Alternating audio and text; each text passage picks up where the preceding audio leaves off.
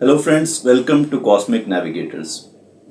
दोस्तों, working professionals जो हैं उनकी अक्सर एक क्वेरी रहती है कि हमारा जो शेड्यूलिंग है वो हमारे अकॉर्डिंग नहीं है, तो हम पंचांग के जो एलिमेंट हैं वो हमारे लिए किस काम के हैं, किस तरह से हम उनका यूज़ कर सकते हैं, क्या हमें उसकी ज़रूरत है भी या नहीं है।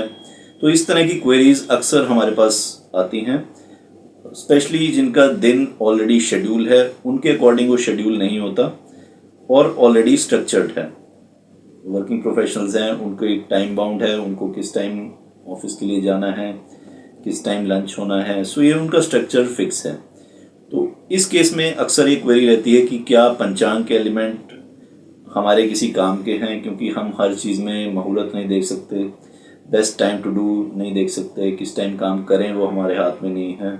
तो पंचांग हमारे लिए किस तरह से काम आ सकता है, इस वीडियो में मैं आपको बताऊंगा, बिना किसी तरह की टेक्निकल वोकैबुलरी के, मिनिमम टेक्निकल वोकैबुलरी के, कि किस तरह से पंचांग के एलिमेंट्स आपके काम आ सकते हैं।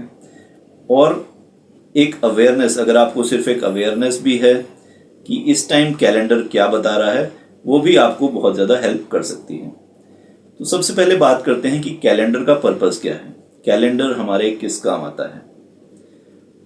जो मोस्ट कॉमनली यूज्ड है हमारी डे टू डे लाइफ में वो है ग्रेगोरियन कैलेंडर, जिसे हम यूज़ करते हैं, जो हमें बताता है मंथ, डेट बताता है मंथ की कौन सी डेट है। तो ये डेट हमें क्या इन्फॉर्मेशन देती है। ग्रेगोरियन कैलेंडर सोलर मूवमेंट पे बेस्ड है। तो ग्रेगोरियन कैलेंडर जब हम पढ़ते हैं तो वो हमें क्या इन्फॉर्मेशन देता है। ग्रेगोरियन कैलेंडर हमें इन्फॉर्मेशन देता है सन की प्लेसमेंट की, कि सन किस जगह प्लेस्ड है और उस प्लेसमेंट की वजह से वहाँ पर एनवायरमेंटल कंडीशंस क्या हैं। फॉर एग्जांपल, अगर हम ये कहते हैं कि 6 दिसंबर किसी भी साल की, तो जब हम 6 दिसंबर सुनते हैं तो एक सबसे पहली जो हमारी थॉट होती है कि ये सर्दियों का महीना है। इसी तरह से जब हम कहते हैं 6 मई या 6 जून, तो जो सबसे पहली थॉट है, जो सबसे पहली इंफॉर्मेशन हम इस से कलेक्ट करते हैं, 5 जून जब डेट कोई हमें बताता है, तो जो पहली थॉट हमारी जो प्रोसेसिंग होती है वो होती है कि ये गर्मियों का महीना है। तो जो ग्रेगोरियन कैलेंडर है वो हमें बता रहा है एक्सटर्नल कंडीशंस जो सन क्रिएट कर रहा है। तो वन बाय वन देखते हैं कि कॉरेस्पॉन्डिंग टू ग्रेगोरियन कैलेंडर पंचांग में किस तरह से ऋतुएं डिसाइडेड हैं।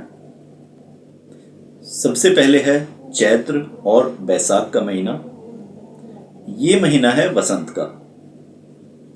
इसके बाद है ज्येष्ठ और आषाढ़, ये है ग्रीष्म ऋतु।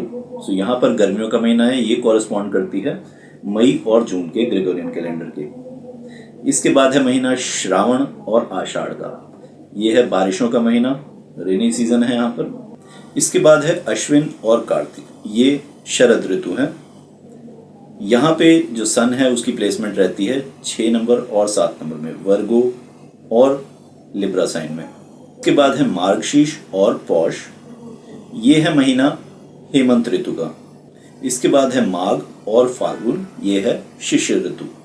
ये सर्दियों के महीने हैं, ये कॉरेस्पॉन्ड करते हैं दिसंबर और जनवरी से। सो महीनों के लिए हम लोग ग्रेगोरियन कैलेंडर से ज़्यादा यूज्ड हैं, ज़्यादा फेमिलियर हैं, इसलिए वो हमें इजीली बता सकते हैं। पंचांग के एलिमेंट्स को समझने में, उसको इंटीग्रेट करने में शायद हमें थोड़ा सा टाइम लग सकता है, स्पेशली फॉर सोलर मूवमेंट, सन की मूवमेंट जानने के लिए। तो अगर हम दिसंबर सुनते हैं तो हमें बहुत क्लियरली ये आइडिया हो जाता है कि ये सर्दियों का महीना है, क्योंकि हम ग्रेगोरियन कैलेंडर से बहुत ज़्यादा फेमिलियर हैं।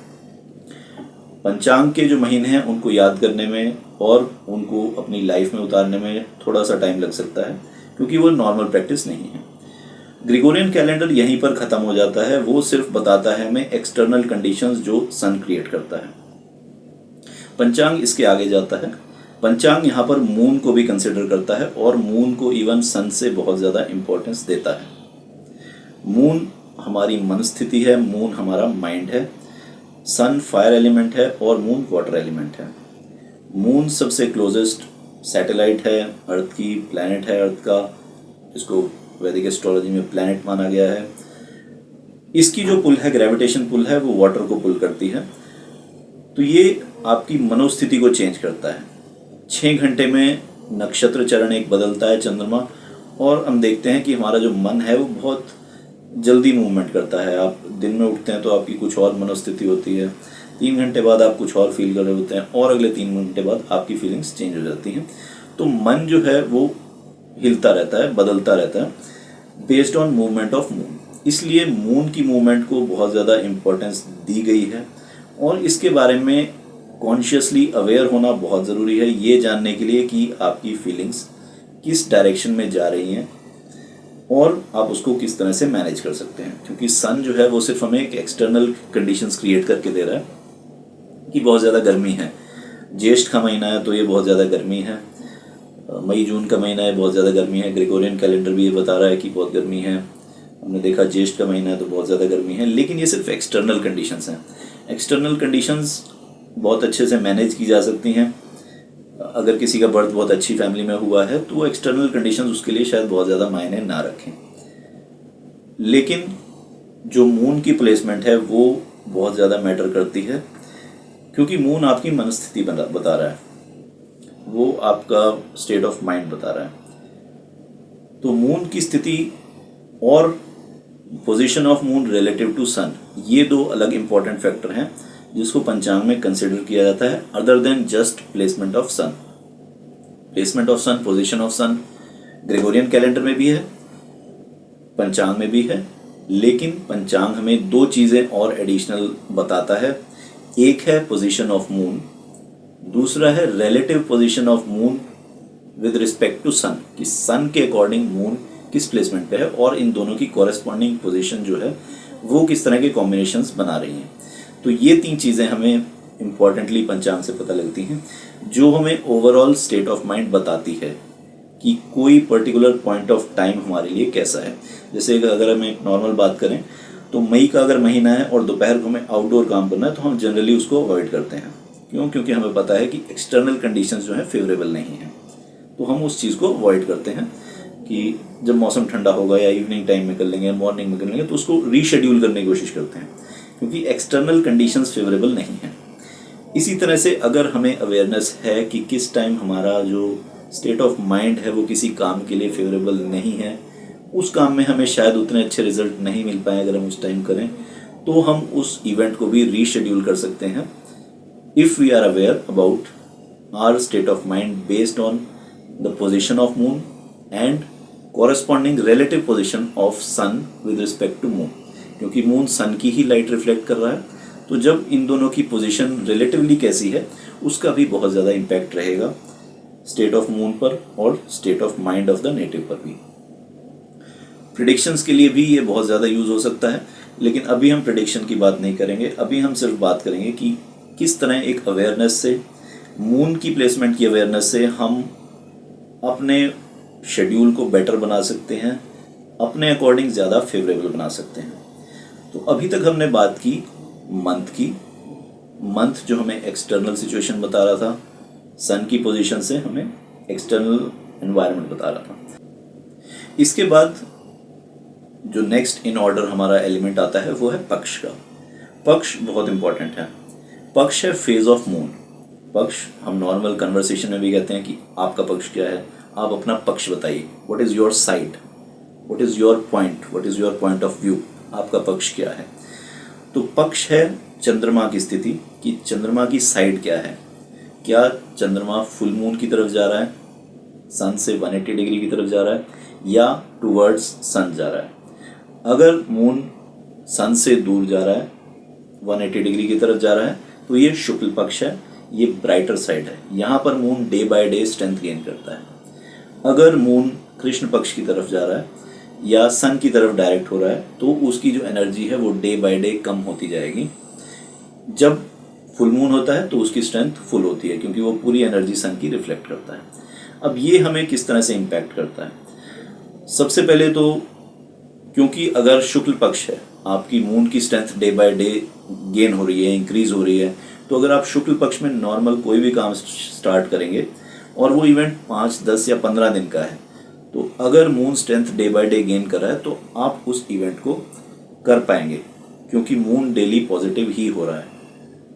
इसी तरह से अगर हम कृष्ण पक्ष की बात करें तो मून अगर डे बाय डे वीक हो रहा है तो आपकी मनोस्थिति भी हो सकता है कि डे बाय डे वीक होती जाए, मून आपको डीमोटिवेट डे बाय डे करता जाए और आप जो इवेंट आपने स्टार्ट किया है वो उसको आप कंप्लीट ना कर पाएँ, या कर पाएँ तो बहुत ज़्यादा मुश्किलों से कर पाएँ, या कर पाएँ तो आपको बहुत ज़्यादा कंप्लेंट हो, उससे बहुत ज़्यादा इरिटेशन हो। तो इसकी वजह यह है कि मून डे बाय डे कमज़ोर हो रहा है, उसकी स्ट्रेंथ कम हो रही है, इसी के साथ आपकी जो मोटिवेशन है वो भी डाउन हो रही है।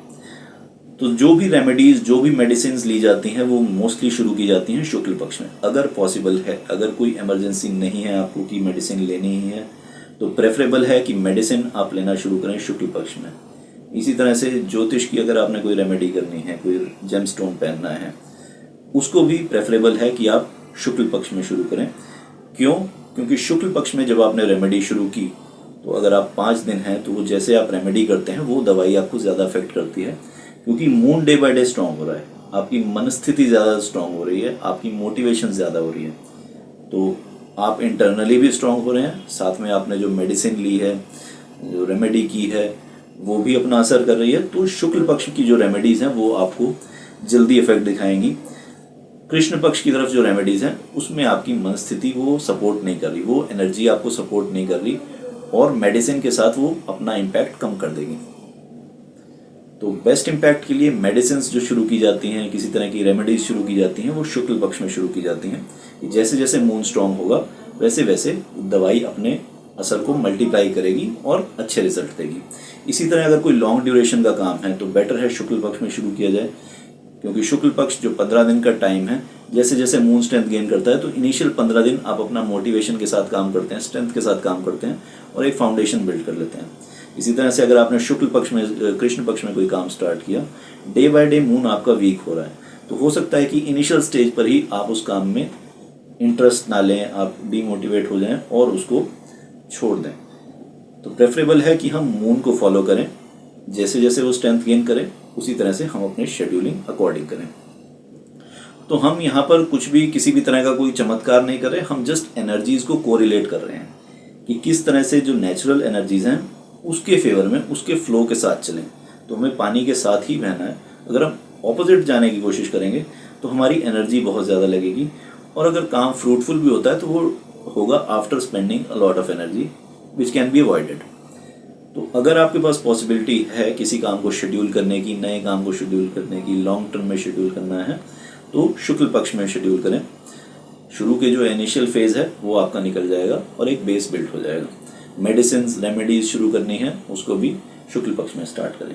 तो पक्ष बहुत इंपॉर्टेंट है। पक्ष का हमें हमेशा पता होना चाहिए कि कौन से पक्ष में मून है। ये जनरली आपकी डे बाय डे मोटिवेशन बताता है, तो इसकी अवेयरनेस बहुत ज़रूरी है। इसके बाद है तिथि। तिथि है सन और मून की रिलेटिव पोजीशन। अब क्योंकि मून सन की ही एनर्जी रिफ्लेक्ट कर रहा है, तो कुछ एंगल्स, कुछ पॉइंट्स ऐसे होंगे जिसमें मून जो है उस एनर्जी को सही तरीके से रिफ्लेक्ट नहीं कर पाएगा, या वो एनर्जी हमारे लिए बहुत ज़्यादा बेनिफिशियल नहीं होगी। नॉर्मली चतुर्थी, अष्टमी, द्वादशी, नवमी, चतुर्दशी, ये तिथियां अच्छी नहीं मानी जाती, क्योंकि इन तिथियों में मून बहुत फेवरेबल नहीं रहता, बहुत ज़्यादा एनर्जी नहीं होती देने के लिए, और सही तरीके से हम किसी काम को या तो कर नहीं पाते, या बहुत ही लॉट ऑफ एफर्ट्स हमारे उसमें लगते हैं उस काम को करने में। तो तिथि जो है हमारी वो है corresponding position of sun and moon, शुक्ल पक्ष की भी, कृष्ण पक्ष की भी। टोटल 30 तिथियां हैं। तिथि का पता होना भी ज़रूरी है, और कुछ जो तिथियां हैं जैसे चतुर्थी, अष्टमी, नवमी, द्वादशी, चतुर्दशी, इन तिथियों में प्रेफरेबल है कि काम स्टार्ट ना किए जाएं, नए काम स्टार्ट ना किए जाएं। इसके बाद हमारा एलिमेंट है वार का, डे ऑफ द वीक, सोमवार, मंगलवार, बुधवार। वार जो एलिमेंट है वो कम्प्लीटली बेस्ड है सन की मूवमेंट पर, और ये सिर्फ हमें सन की मूवमेंट नहीं बताता, ये बाकी प्लैनेट्स की पोजीशन भी हमें बताता है कि कौन सा प्लैनेट सबसे ज़्यादा रोल प्ले कर रहा है इस दिन के, इस 24 घंटे के फ्रेमवर्क को बनाने में। फॉर एग्जाम्पल अगर हम संडे की बात करें तो संडे को पहला होरा जो होता है, जो प्राइमरी प्लैनेट होता है ईस्ट में जो राइज करता है, वो सन रहता है। तो पूरे 24 घंटे का जो फ्रेमवर्क है, जो आपको बेसिक एनर्जी जो प्रोवाइड कर रहा है, वो सन प्रोवाइड कर रहा है। तो यहाँ पर एनर्जेटिक काम ज़्यादा फेवरेबल रहते हैं, ज़्यादा करने बेनिफिशियल रहते हैं। सिमिलरली अगर मंडे का दिन है, पहला होरा मून का है, तो उस 24 घंटे को, उस रोटेशन ऑफ द अर्थ को जो रूल कर रहा है प्लैनेट, जो प्राइमरी एनर्जी दे रहा है, ये फायर एलिमेंट है वार, वो मून है। तो मंडे के दिन सॉफ्ट काम करने ज़्यादा प्रेफरेबल रहते हैं बजाय कि हार्ड वर्क के, ज़्यादा एनर्जेटिक कामों के। एनर्जेटिक कामों के लिए हमारे पास है रविवार या मंगलवार, इस तरह के दिन, जिन दिनों में जो हमारे डे लॉर्ड्स हैं, जो प्राइमरी प्लैनेट्स हैं जो उसको एनर्जी प्रोवाइड कर रहे हैं, वो हमारे लिए उस एक्टिविटी के लिए फेवरेबल हैं। जैसे हमने बात की कि चतुर्थी, अष्टमी, नवमी, द्वादशी, चतुर्दशी तिथियाँ ये फेवरेबल नहीं है। ये मैंने सिर्फ मांगलिक कार्यों के लिए बताया कि मांगलिक कार्यों के लिए अगर किसी तरह के आपको एग्रेसिव काम करने हैं, बहुत सारे ऐसे काम हमें करने पड़ते हैं जो रिक्वायर्ड हैं, उनको पॉजिटिव नहीं कहा जा सकता, उसके लिए एक सर्टेन अमाउंट ऑफ एग्रेशन आपको चाहिए, तभी वो काम हो पाएंगे।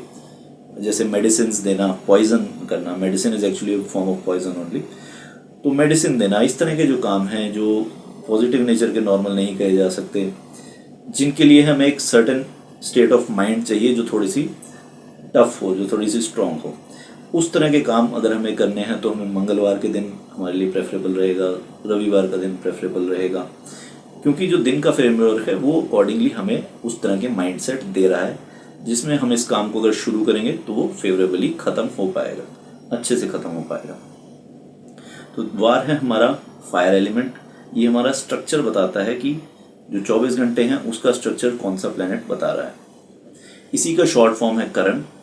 तो 24 घंटे में अगर हम 12-12 घंटे डिवाइड करें, क्योंकि 2 साइकिल होती हैं, इन और आउट, इसे चाइनीज़ में इंग या यांग कहते हैं, 2 फेजेस होते हैं। तो एक फेज़ जब हमारा ख़त्म होता है, दूसरे फेज़ का जो प्राइमरी लॉर्ड है वो भी सेकेंड फेज़ में उतना ही इम्पोर्टेंट रहता है। तो वार का ही एक सब फॉर्म है करण। इसके बाद आता है नक्षत्र। नक्षत्र पूरी तरह से बेस्ड है placement of moon in the zodiac. Moon zodiac में किस जगह प्लेस्ड है। नक्षत्र एयर एलिमेंट है। नक्षत्र हमें आइडियाज़ देता है, ये हमें इनोवेशन दे सकता है डिपेंडिंग ऑन किस तरह के पोजीशनिंग पे मून है प्लेस्ड, किस नक्षत्र में है। फॉर एग्जांपल कुछ नक्षत्र ऐसे हैं जो एग्रेसिव कामों के लिए हैं, जहाँ पे डिप्लोमेसी बिल्कुल काम नहीं करती। फॉर एग्जांपल मूला नक्षत्र है या उत्तर आषाढ़ नक्षत्र है। इस तरह के नक्षत्र में अगर मून हो तो हमारी जो थॉट्स होंगी वो नॉर्मली फ्रेंडली नहीं होंगी, डिप्लोमेटिक नहीं होंगी। यहाँ पे जो थॉट्स होंगी वो एग्रेसिव होंगी, लड़ाई झगड़े करने वाली होंगी। इन दिनों में जब मून इन नक्षत्रों में प्लेस्ड है, यहाँ पे अगर आप कोशिश करेंगे किसी तरह की डिप्लोमेसी की, किसी तरह की डील मेकिंग की, तो वो नॉर्मली नहीं हो पाएगी, क्योंकि जो नक्षत्र है वो फेवरेबल आइडियाज़ आपको नहीं दे रहा। जो ज़ोडिएक में मून की प्लेसमेंट है जहाँ से आपको आइडियाज़ आने हैं, उस तरह के आइडियाज़ आपको आ ही नहीं रहे कि आपको डिप्लोमेटिकली कुछ करना है। आपको आइडिया आ रहे हैं एग्रेसिव, आपको आइडिया आ रहे हैं कि मेरा बेनिफिट ज़्यादा हो, दूसरे का हो या नहीं हो, इट डजंट मैटर। तो अगर इस तरह के नक्षत्र में मून प्लेस्ड है और आप उससे ऑपोजिट एक्टिविटी करेंगे तो वो भी आपको रिजल्ट नहीं देगा। जैसे हमने मंगलवार की बात की, मंगलवार को अगर अपने एग्रेसिव काम करना है और हमें नक्षत्र भी उसी तरह का मिल गया, उत्तर आषाढ़ नक्षत्र मिल गया, तो जब इस तरह के कॉम्बिनेशन हमारे बन जाते हैं, इसको हम कहते हैं एक बेटर मुहूर्त। तो जितने ज़्यादा कॉम्बिनेशन हमें फेवरेबल मिलेंगे, हमें वार भी फेवरेबल मिल गया, वार भी हमें मंगलवार मिल गया, नक्षत्र भी हमें पूर्वाषाढ़ मिल गया, मूल मिल गया, और हमें लड़ाई झगड़े का काम करना है, हमें एग्रेशन करनी है, किसी पर दुश्मन पे हमला करना है, तो हम कहेंगे कि ये जो हमारा वार है, वार भी फेवरेबल है, नक्षत्र भी फेवरेबल है। इसी के साथ हमें तिथि भी इस तरह की मिल गई जहाँ पे मांगलिक कार्य नहीं करने, टफ काम करने हैं। नवमी तिथि मिल गई, अष्टमी तिथि मिल गई, तो इस तरह की तिथियाँ भी साथ में मिल गई। तो हमारे 3 एलिमेंट जो हैं पंचांग के वो कंबाइंड हो गए, और हमारे पास ये जो मुहूर्त है, ये जो टाइमिंग है, ये जो एनर्जी ऑफ द ज़ोडिएक है, वो हमारे लिए और ज़्यादा फेवरेबल हो गई है। इस मूवमेंट पे अगर हम काम स्टार्ट करेंगे तो हमारे लिए और भी ज़्यादा बेनिफिशियल है। तो इस तरह से अलग अलग एलिमेंट्स को मिलाकर कंबाइन करके बेटर मुहूर्त ढूंढे जाते हैं, बनाए जाते हैं।